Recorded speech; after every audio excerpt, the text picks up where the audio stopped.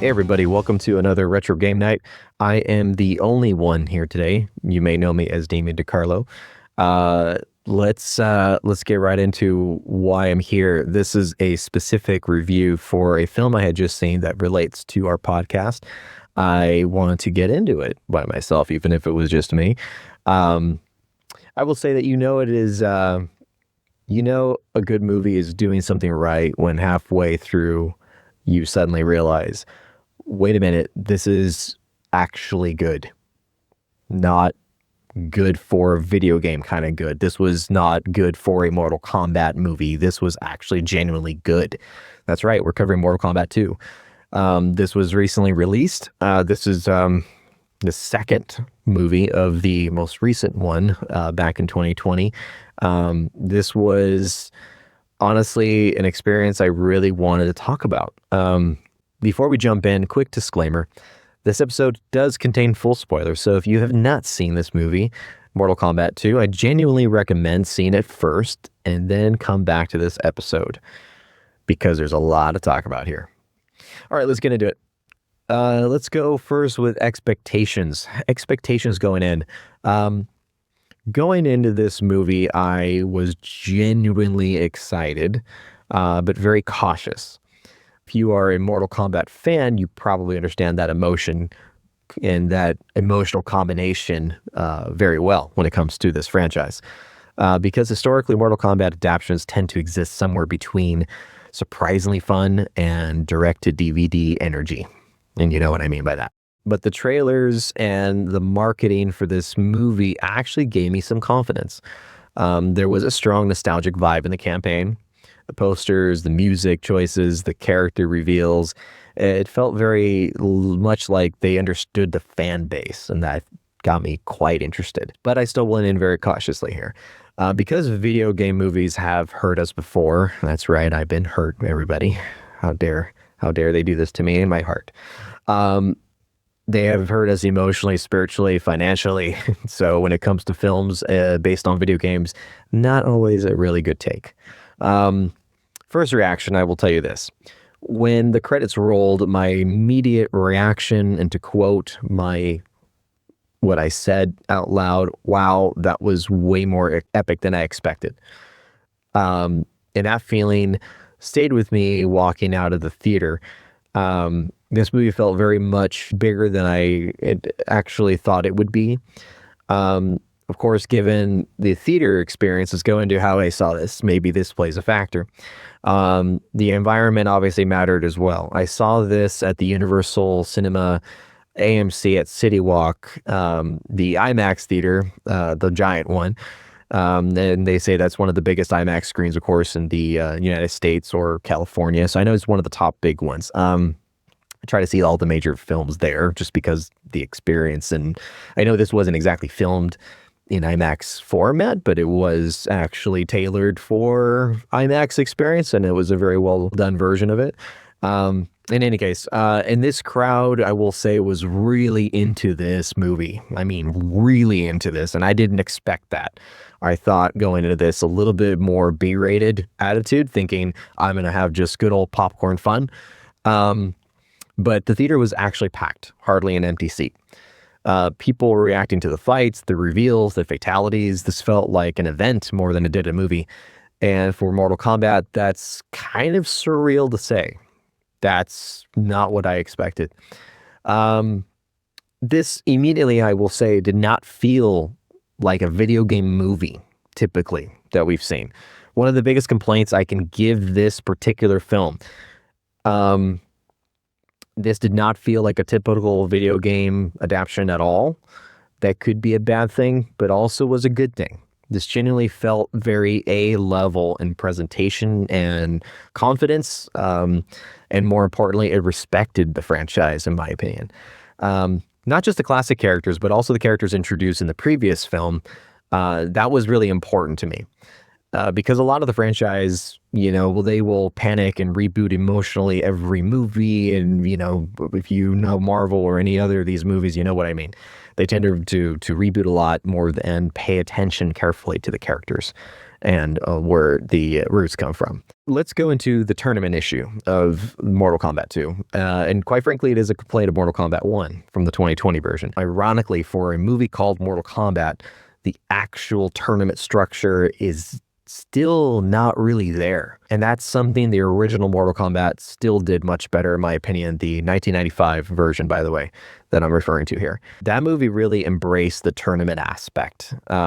This movie goes much larger in scale, more storylines, more characters, more world building, and it does all feel very well done as you're seeing and being presented. I don't feel at any point that it was inaccurate or I was bored, anything like that. It was kept very, very interesting. So if you're expecting a straight up tournament focused structure like the 1995 film, I will say it does not give you that at all. Not in my experience, not my feeling, though I will say I've only seen it once. So maybe I need to do it again, but that's my initial takeaway from that. Let's go to the action and the violence. The action in this movie is quite excellent, I will say. The fight scenes are very memorable, exciting, brutal, and surprisingly, I never felt distracted by the CGI or editing, which is something that I tend to feel with films nowadays. I feel like it's obviously very CG heavy, and I tend to feel like it's distracting. This one was done in a way where it just kind of fit this realm, so to speak. It just fit very well, and it was something I was pleasantly surprised feeling that out of the film. And more importantly, this movie is very much Mortal Kombat. When it comes to the violence, there's no holds barred here. This is definitely full fatalities, gruesome as hell, just as we know the video game, very brutal. So it definitely fully embraces the identity of these games, in my opinion. This is definitely fan service. I mean, in no way, shape, or form would I would say it's lacking that. But more importantly, fan service done right. What actually impressed me most is that the fan service actually felt earned in this film. That's hard to do, especially in modern franchise filmmaking, where sometimes nostalgia gets treated like a substitute for storytelling. This movie balances both, I think, quite well. The references work because the movie itself works. That's the key. If the movie works, references can go right into it without feeling like certain other video game movies where you have to rely on these cameos or you have to rely on these references to keep you awake and to keep you interested in the film. It definitely did not do that. Scorpion and Sub-Zero. These are two of my most favorite characters in the franchise. Let's address this. Now, if I had one complaint about it, it would be about Scorpion and Sub-Zero. I personally would say I wanted more interaction. Of course, we did have that in the prior film. There's really not much of interaction in the way that I thought it would be. Given their rivalry and history in the video games, I do wish that relationship had more focus, especially with Sub-Zero. I think that there would be more revenge given what happened the last film. And while you do see some of it, I feel like it could have been expanded upon just a bit more. Of course, I just wanted more Sub-Zero too. That's the thing. As much as I loved Scorpion too. Interestingly enough, I thought Scorpion, though, was handled even better here than in the previous film, which is something that was already, I think, done well. So I think if you're a Scorpion fan, I think you're going to like it even more, just because he was more video game accurate to me, he was just a little scarier. He was a little bit more intimidating. He was a little more brutal. And of course, the get over here was a little bit more clear this time around, and not like the previous version, but not just clear, but video game sounding accurate, which was kind of cool. I didn't think it was going to be something that I would like to hear in the theater in 2026 because I thought maybe it would sound cheesy, but it didn't. The surprise emotional core in Mortal Kombat 2. Let's go into that. One thing that genuinely surprised me, I had an emotional investment in Katana. An amazing character. We don't need to get too much into it. You're going to see this film and you have already seen it. You know what I'm talking about. I honestly was not expecting that. The actress did a fantastic job. Her storyline actually gave the movie emotional grounding, I found, but it was a little bit more, it was deeper than I expected with Katana's character. Went many times in the film where it was just her and her dealings with Shao Kahn, and this was a bit deeper, more than any other film has addressed, which, given the relationship between the two, you obviously would expect that. I just didn't expect that in this film to be so front and forward. The tone of Mortal Kombat 2. Let's go into the tone. Besides just the character development, like we just talked about with Katana, I mean, it changed a little bit for me than when I initially saw the trailers. The trailers made this movie seem a little bit more comedic than it actually is. And again, this may not be an actual complaint in any way. I went into this thinking it was going to be a little more comedic. I think the trailers show, especially Johnny Cage's character, is just complete comic relief. I would say it's not all that the trailers show. It's a little bit deeper, a little bit more grounded. I guess you could say it's a little more serious than what we thought. But those genuine funny times are there. I just wouldn't say it was, if you're looking at Guardians of the Galaxy type of comedy, this is not it.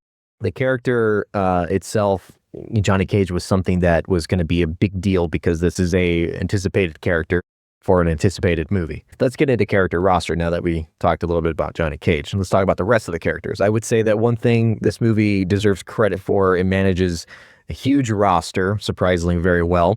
Nobody felt wasted to me. I feel like everybody was there for a reason.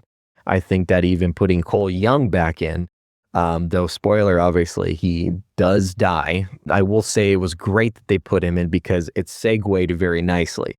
I think that some sequels will have the mistake of excluding the character, but I get it if sometimes the actor or actress can't come back for the film or they refuse to come back for the film.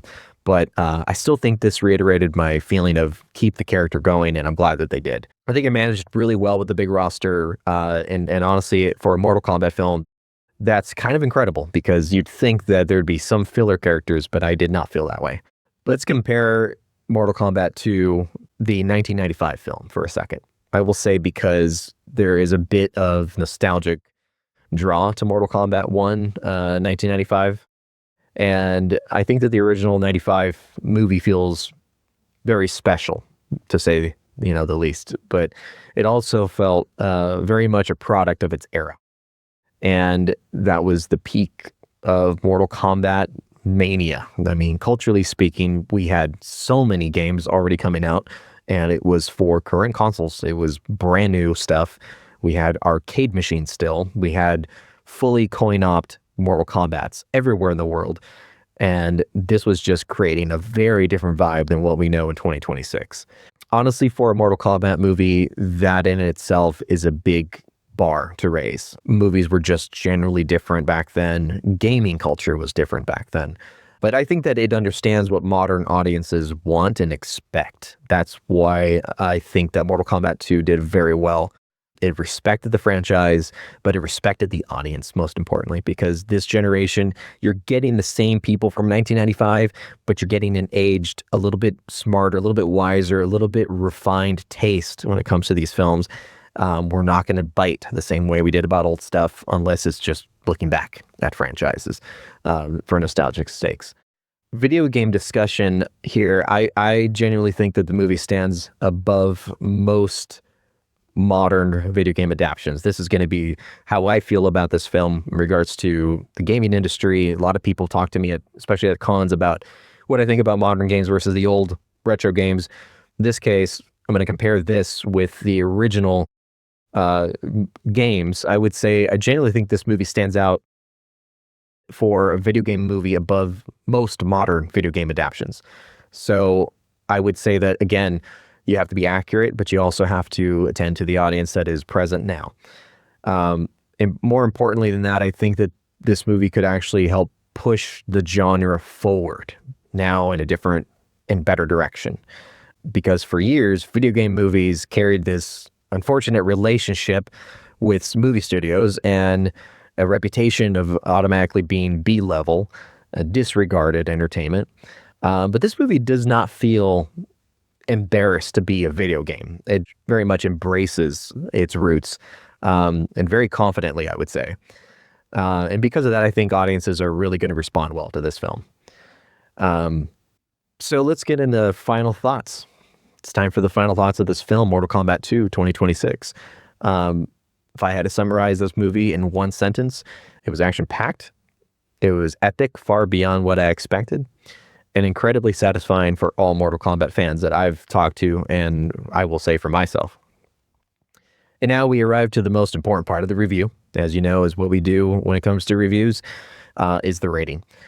I want you to understand that this is not a random score. This is a very specific score for me. This is one that has gone through extensive research for me in terms of what I think about the franchise and this movie. I spent a lot of actual time thinking about this before recording this.